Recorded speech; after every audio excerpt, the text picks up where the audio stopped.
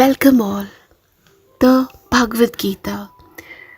Krishna is still having the conversation with Arjuna. He continues. He says, "Let me tell you what all actions are born from.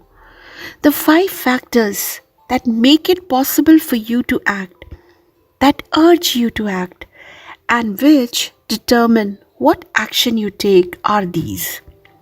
Number one, your body. For you could not act without your body. Number two, your sense organs and your limbs, which are the instruments that actually perform the action. Number three, your life force, which gives you the energy to act. Number four, your mind or intelligence, or what you call I, which processes everything your sense organs bring to it and decides what action to take. And number five, the universe or fate or your own past experience. Call it what you will, which pushes you in a certain direction, makes you choose one action over another.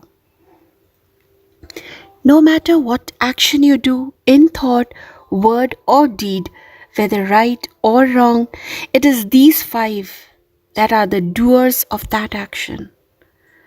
Only a man of little understanding or great arrogance would imagine that there is only one doer, and that is himself, the factor we call I.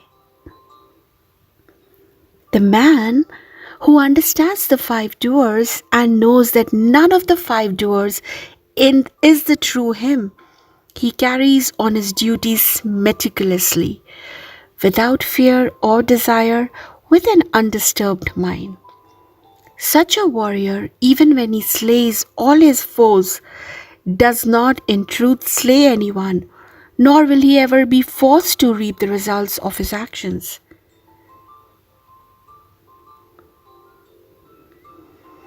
So you see what makes one act. Let me tell you, let me break it down for you. First, there is an object which is perceived by your sense organs and interpreted by your mind. Second, there is your own understanding about that object. There is your own understanding about that object based on what you have heard, seen, or experienced in the past. And that makes you either love it, hate it, or be indifferent to it. And moreover, depending on your own feeling towards the object, you either choose to pursue it, reject it, or do nothing about it. Different people understand the same object in different ways. So, what then is true understanding or right knowledge? Listen, Kantya, said Krishna,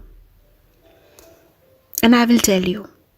Some people understand that even though there appear to be an infinite variety of creatures and objects in the world, they are all really the same below the surface.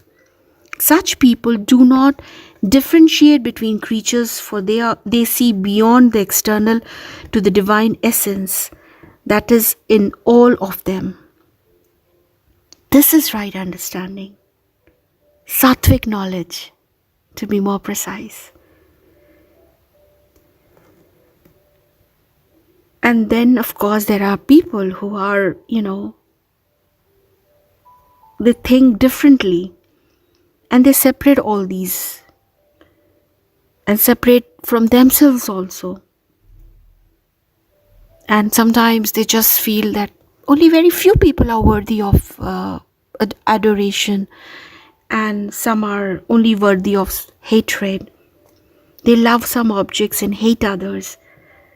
They think of themselves as superior to those they consider inferior. Such a skewed knowledge of the world is Rajasik knowledge. And then there are some who see only what they want to see and believe that what they see is the only thing that matters.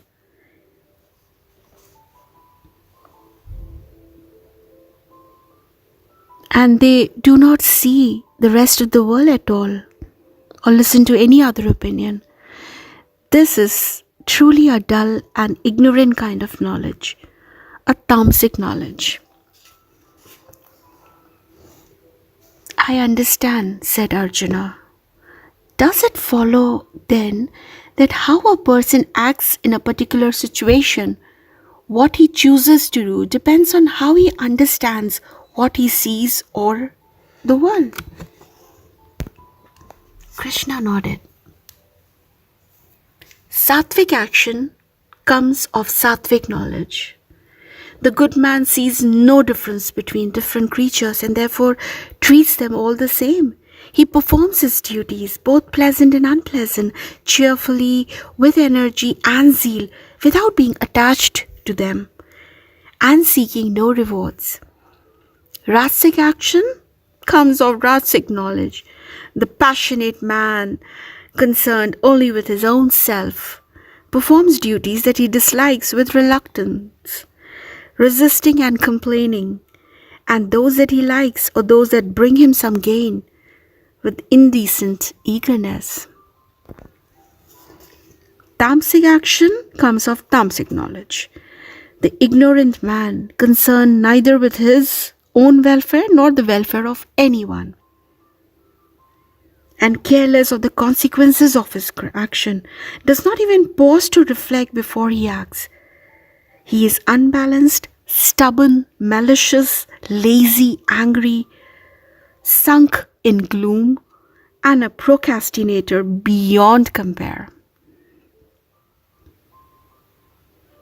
The Sattvic man instinctively understands what ought to be done and what ought not to be done,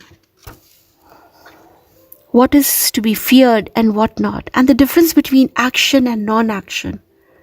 With steadfast mind, he controls his senses and his life breaths. It is a difficult path he walks, this man, but the poison of pain and restraint that he drinks of turns eventually into golden nectar, and he achieves ultimate happiness. The Rajasik man is not always sure what is right and what is wrong. He often confuses the two because he is only concerned about how each action affects him. His steadfastness lies in holding on tight to things that give him pleasure, power and wealth, rich food and fine clothes. Such pleasures taste of nectar at first, but the happiness they bring is only fleeting. For the nectar soon grows moldy and turns to poison and causes him suffering. The Tamasic man, his mind dark with ignorance, is convinced about the rightness of wrongdoing and sees everything from a twisted, perverted point of view. He steadfastly clings to his enemies, fear, grief, anger, arrogance, depression, and sleep. This man is denied happiness, both lasting and fleeting. He does not know what lightness is, nor joy, nor cheer. So very difficult, but ultimately you need to understand which category one falls into and how we can actually maintain that sattvic nature. Thank you so much for listening. Do share and subscribe.